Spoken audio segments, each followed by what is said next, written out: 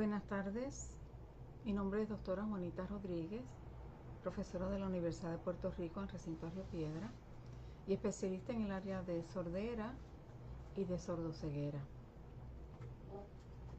Hoy vamos a estar hablando un poquito de las señales de pérdidas auditivas en la infancia y la niñez y cómo trabajar con ellas. Sabemos que hay muchos niños que están presentando dificultades y que en muchas ocasiones nace en una familia donde todos son oyentes y nunca, habían tenido la oportunidad de conocer y interactuar con un niño con problemas de audición. Así que en eso es que nos vamos a estar dirigiendo en esta presentación. Si tiene preguntas, las puede escribir en el chat y entonces trataremos de contestarlas en la medida en que nos sea posible. Gracias por compartir con nosotros en este día. Bien, yo voy a estar hablando un poquito sobre el tema, ¿verdad? El tema, como les dije, de los problemas de audición que pueden ir desde leves hasta profundos. Después voy a hacer la presentación en PowerPoint y aunque dice después preguntas y respuestas, si tiene preguntas en medio de la presentación, por favor, escríbala, que nosotros vamos a tratar de contestarla. Así que quiero comenzar indicándoles, ¿verdad?, que en ocasiones las pérdidas auditivas se confunden con otros problemas cuyas conductas se parecen. Por ejemplo, si no presta atención el niño, pensamos que es desatento o que tiene déficit de atención o que es un malcriado. Por eso es que tenemos que estar bien pendientes a esas manifestaciones, a esas conductas, porque puede ser una pérdida auditiva y estamos nosotros entendiendo mal esos mensajes que nos están dando nuestros niños. La pérdida auditiva afecta el desarrollo del lenguaje del niño o de la niña, por lo que es bien importante que mientras más temprano se identifique y se intervenga con el niño, porque van a ser mejores las posibilidades del desarrollo del lenguaje. Y cuando yo hablo del lenguaje, hablo de pensar, de hablar, de leer y de escribir. Y sabemos que la lectura y la escritura son el pase al mundo. Por lo tanto, mientras más temprano nosotros podamos intervenir con nuestro niño, mucho mejor van a ser las posibilidades de que vaya a desarrollar un lenguaje lo más apropiado posible. Empezamos, ¿verdad?, viendo cuáles son las pérdidas auditivas. Las pérdidas auditivas se clasifican de acuerdo a varios factores. El primer factor es cuándo, ¿verdad? ¿Cuándo aparece la pérdida? Si la pérdida ocurre antes del desarrollo del lenguaje, la adquisición del lenguaje, se llaman sorderas prelingüísticas o prelinguales. Si ocurren después que la persona adquirió el lenguaje, entonces estamos hablando de pérdidas polilingüísticas o adquiridas. Así que nació el niño con la pérdida, perdió la audición antes de los 2 años, vamos a estar hablando de un niño que no ha desarrollado completamente el lenguaje. Mientras que si ya el niño tiene 4, 5, 6 años en adelante, es una pérdida adquirida, pero implica que ya adquirió los patrones del lenguaje. También se clasifican las pérdidas de acuerdo a la intensidad de la pérdida. Hay pérdidas leves que se miden en decibeles. Una pérdida leve está entre 30 y 44 decibeles. Las pérdidas moderadas de 45 a 69. Las pérdidas severas están de 70 a 90 decibeles. Y las pérdidas profundas son pérdidas de más de 90 decibeles. Y en el caso específico, cuando decimos que el niño es sordo o la niña es sorda, se refiere a que la pérdida de audición es tan severa que impide la comprensión del habla, aun cuando se utilice un audífono para que se amplíe el sonido. O sea, es bien severa la pérdida. y no va a comprender auditivamente el habla humana.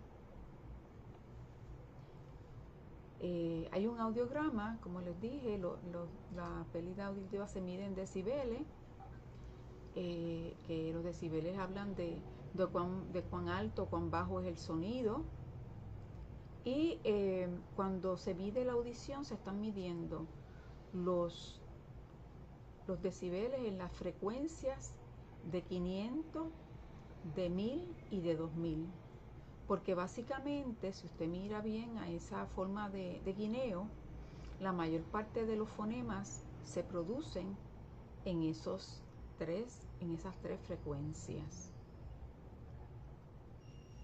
Una audición normal está hasta los 25 decibeles, ¿verdad? Como les decía, hay una pérdida moderada, hay una pérdida severa y hay una pérdida profunda.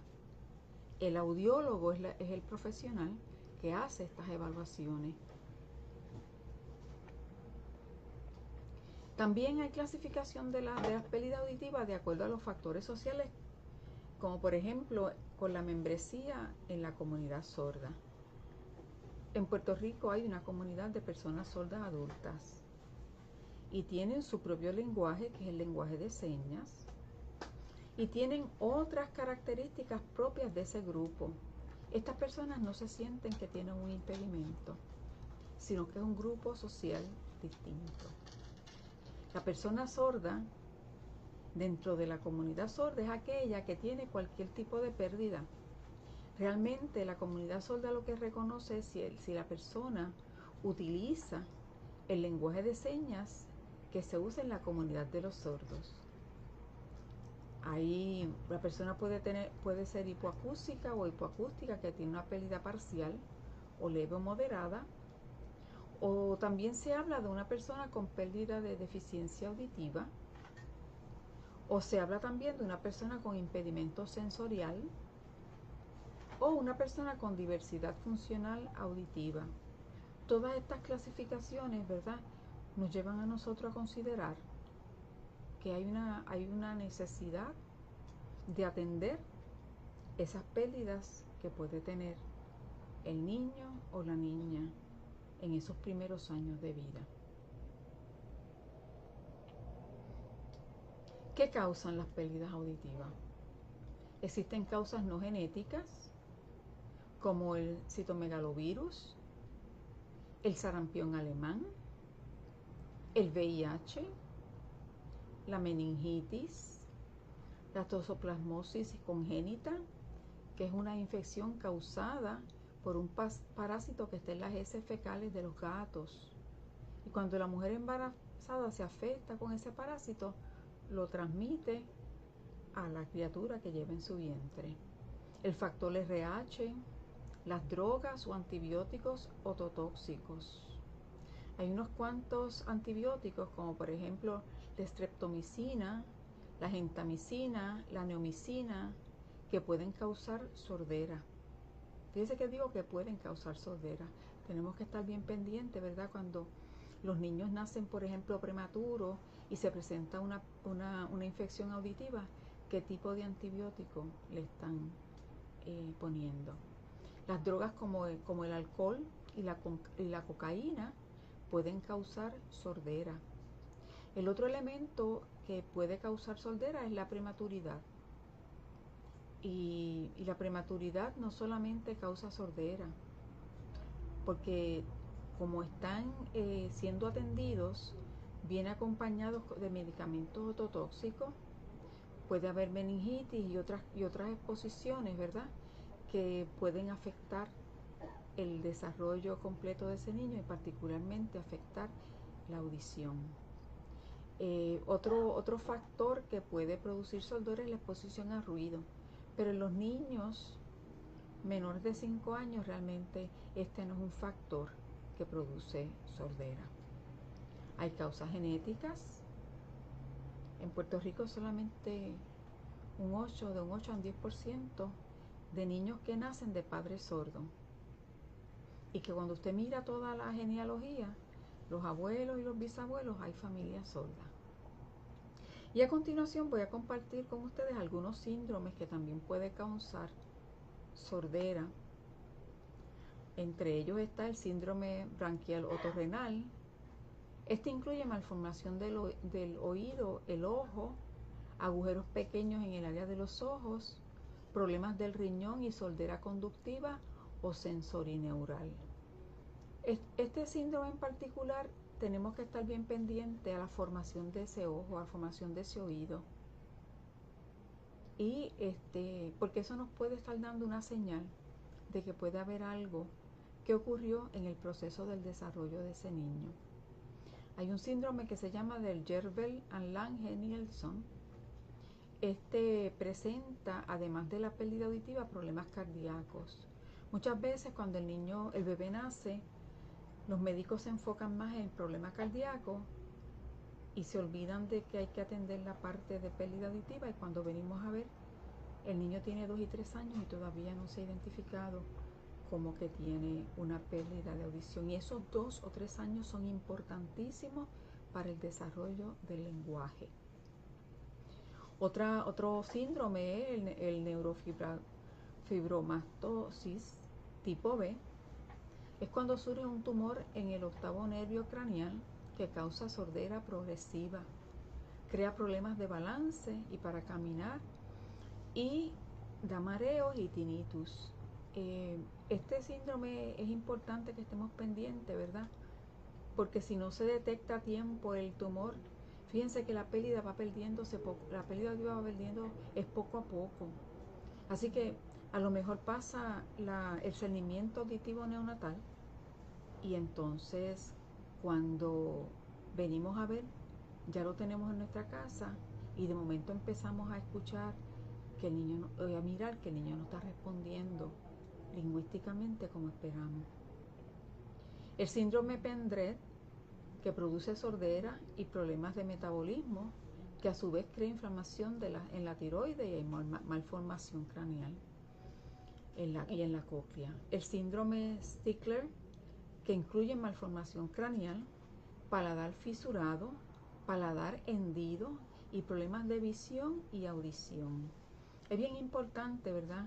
Cuando vemos una malformación en la cabecita del bebé, cuando vemos que tiene problemas, el paladar está fisurado, que tiene alguna malformación, tenemos que empezar a preocuparnos de que pudiera haber algún síndrome. Seguimos. El síndrome Treacher-Collins, que incluye otra vez malformación externa del oído, así que el oído puede estar bien pequeñito, malformación de los ojos, los huesos de la cara están aplastados, además de la pérdida conductiva de la audición. El próximo síndrome es uno de los síndromes más comunes y produce sordera y produce ceguera. Hay 3 tipos. El primero se manifiesta con sordera profunda, dificultades en balance, degeneración de la retina debido a la retinitis pigmentosa, causa ceguera nocturna, cambios en la pigmentación de la retina, pérdida de la visión periferal y eventualmente la ceguera total.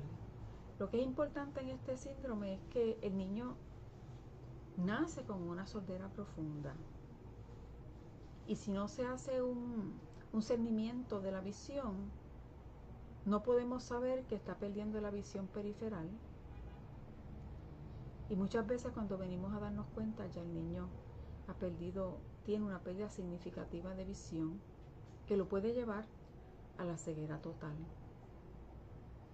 Otro síndrome es el Waardenburg, que incluye sordera sensorineural, disfunción vestibular, ojos anchos que pueden ser de colores diferentes, un mechón de pelo blanco, nariz ancha y despigmentación de la piel. Hay otros síndromes que quiero compartir con ustedes y que no están en esa presentación y que son importantes, ¿verdad?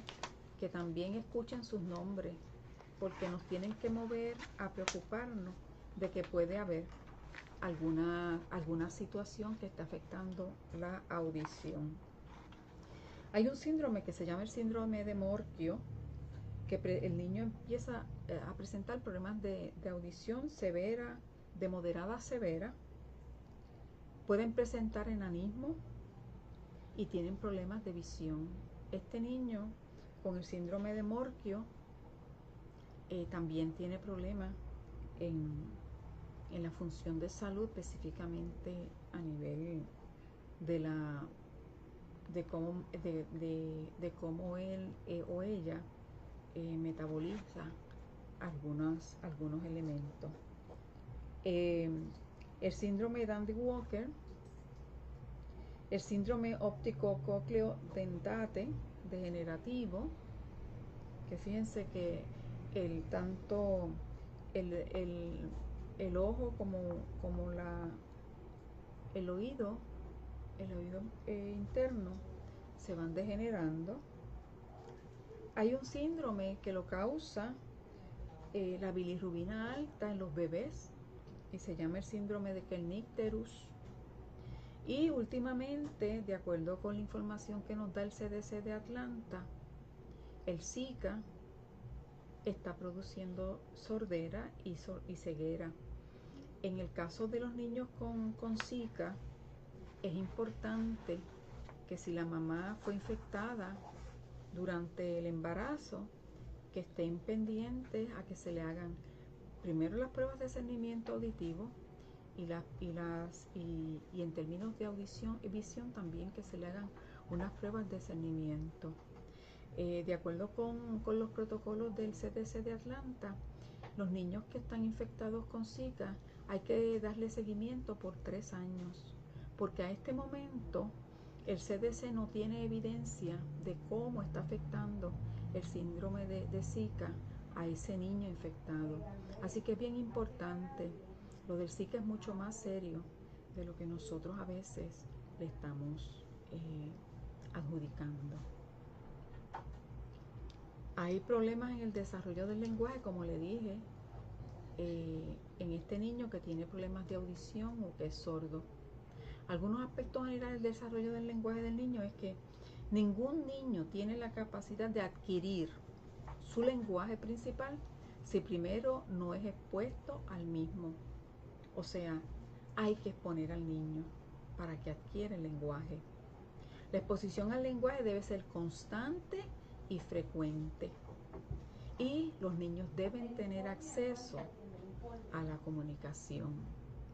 Nosotros tenemos que motivarlos a que participen, a que sean parte de las conversaciones que se están dando en el hogar.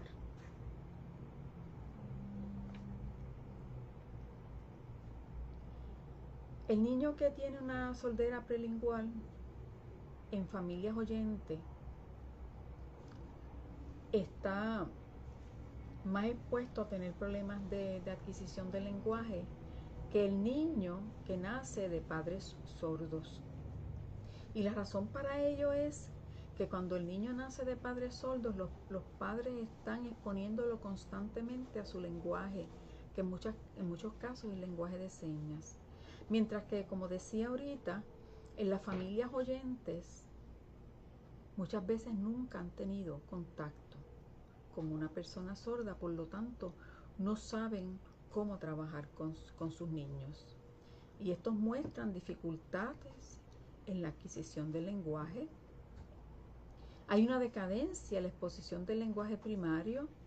Y esto ocurre porque cuando le dicen a mamá y a papá o a la familia, el que los cuida, que el niño es sordo, muchas veces la familia deja de comunicarse con ellos. Y realmente eso es un error. Las familias deben hablar con ellos. Las familias deben involucrarlo en el proceso de comunicación de lo que está ocurriendo en el escenario del hogar, en las actividades familiares. Esta población, si no se atiende a tiempo, desarrollan su lenguaje más tarde que sus pares oyentes. Y mientras más tarde se identifique la pérdida, más tarde van a adquirir el lenguaje con muchas deficiencias. Y cuando llegan a la escuela, están teniendo grandes dificultades para adquirir y aprender a leer y a escribir y a socializar con los pares que tienen en su entorno escolar. Tenemos que ver cuáles son las etapas iniciales del desarrollo del lenguaje desde el nacimiento.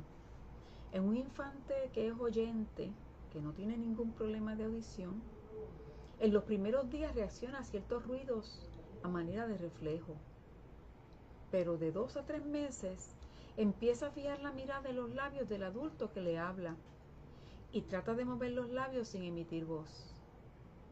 Entre los 3 y 4 meses, ciertos ruidos toman significado propio. Comprende que alguien entra a la habitación, que le están preparando el biberón y progresivamente distingue los sonidos familiares. Entre los 4 y los 5 meses comprende algunas entonaciones. A él se le llama y responde, y se le reprende y entiende. La mímica que acompaña a algunas palabras desempeñan un papel complementario. Si mamá frunce el ceño y le dice no, ese niño va a saber que lo están reprendiendo. A los 5 y 6 meses, ese niño oyente empieza un laleo o un juego vocálico. Empieza a hacer ruidos y es como si estuviera cantando la, la, la. Oye al adulto, al que imita, repite vocalizaciones, imita a su manera, tratando de imitar las emisiones del adulto. Y poco a poco algunos sonidos adquieren significado para ese niño. Entre los 10 y 12 meses, el niño comprende palabras familiares y órdenes simples y entra en la primera fase del desarrollo del lenguaje que ya está repitiendo de manera como un eco, en esta ecolalia.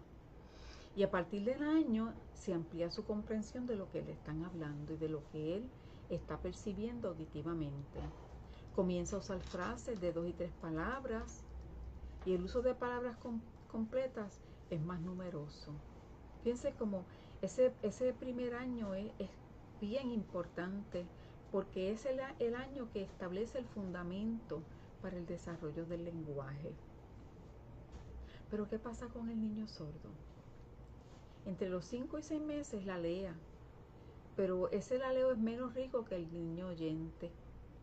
No comprende los juegos vocálicos y como no percibe los sonidos, eventualmente ya entre los 10 y 12 meses se queda indiferente ante los ruidos familiares. No entiende el significado de los modelos sonoros emitidos y se queda en el laleo. Ahí se detiene el desarrollo, la adquisición del lenguaje de forma natural en ese niño que tiene problemas de audición. ¿Qué observar? Porque eso es lo que queremos, ¿verdad? Que usted tenga unas ideas de qué observar mientras ese niño que tiene problemas de audición se va desarrollando. Si en los primeros 3 meses el niño no vira la cabeza hacia los sonidos familiares, empiece a preocuparse. Mire cómo reacciona a su voz y a la voz de otros miembros de la familia o a los ruidos del ambiente. Si llegó el carro de papá o si se cae una tapa en la cocina, ¿cómo reacciona el bebé? ¿Cómo reacciona a los ruidos de los juguetes? Le compramos muchos juguetes que tienen ruido.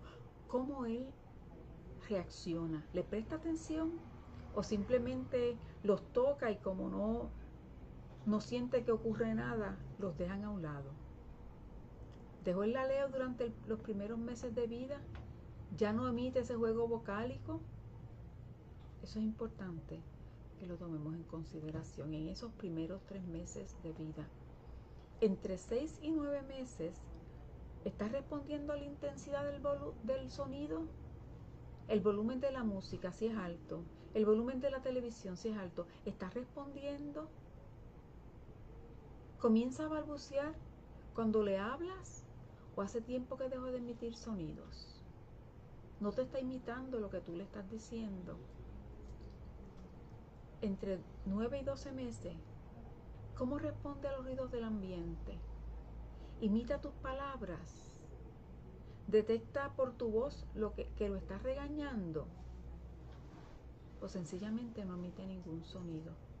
Fíjate que ese primer año, que es el año, como te decía, que es el año en el que se establece el fundamento del desarrollo del lenguaje, de la forma natural en que lo debe ir adquiriendo.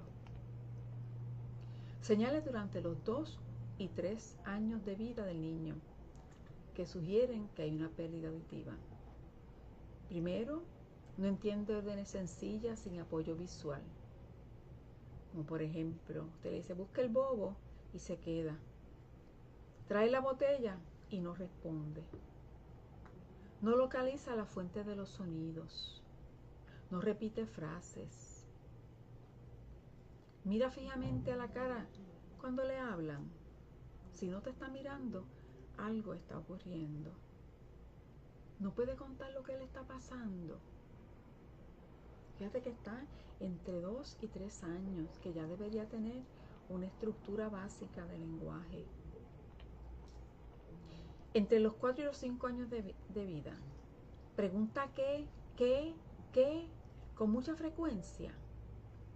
Parece no prestar atención y se le dificulta concentrarse. Pone la televisión muy alta. Se toca la oreja hacia la persona que le está hablando. Mira a la cara cuando se le habla. Si no mira, él no sabe que a través de la voz, de la boca, se emiten sonidos. No entiende cuando se le habla desde otra habitación. Ok, vamos ahora a las estrategias que pueden usar los padres. Lo primero es que debemos usar la capacidad visual del niño para que desarrolle el reconocimiento fonológico. Para muchos investigadores, el desarrollo fonológico es vital para la lectura. Él no va a estar escuchando. Por tanto, yo tengo que utilizar la vista de ese niño para que pueda empezar a reconocer, ¿verdad?, todos los elementos que hay en el ambiente y usted le produce, le habla, le dice lo que es. Hay que enseñarle el alfabeto. Expóngalo todo vocabulario del ambiente usando objetos o láminas. Mire, algo que usted puede hacer es empezar a rotular todas las cosas, pero se las va enseñando a él primero y le va diciendo la nevera, la estufa, juguete, la ropa, y va escribiendo para que él vaya haciendo una conexión de que ese objeto tiene un nombre. Y la lámina le va a ayudar a hacer esa conexión que él necesita. Algo también importante que puede hacer es expandir lo que el niño dice, añadiendo y estimulándolo a que haga descripciones de láminas, de libros o de etiquetas. ¿Qué yo digo cuando expanda? El niño dice hambre. Expandir sería, ¿tú tienes hambre? Si él te dice que sí, dice, ¿y qué quieres comer? Entonces usted va expandiendo y lo va involucrando en un diálogo. Use láminas, use libros. Mire, los shoppers que aparecen en los supermercados, utilícelos porque ahí hay un montón de láminas que usted le puede ir enseñando ese vocabulario a su niño o a su niña. El objetivo es aumentar la actividad verbal de ese niño con problemas de audición en diálogo con el adulto, haciéndole preguntas de lo que está viendo o de lo que está haciendo. Por ejemplo, si es en un juego, si está viendo la tele, si está jugando con el celular. Establezca un diálogo. No deje de hablar. Acuérdese que decíamos que lo más importante es que esa comunicación, esa conversación tiene que ser constante y frecuente.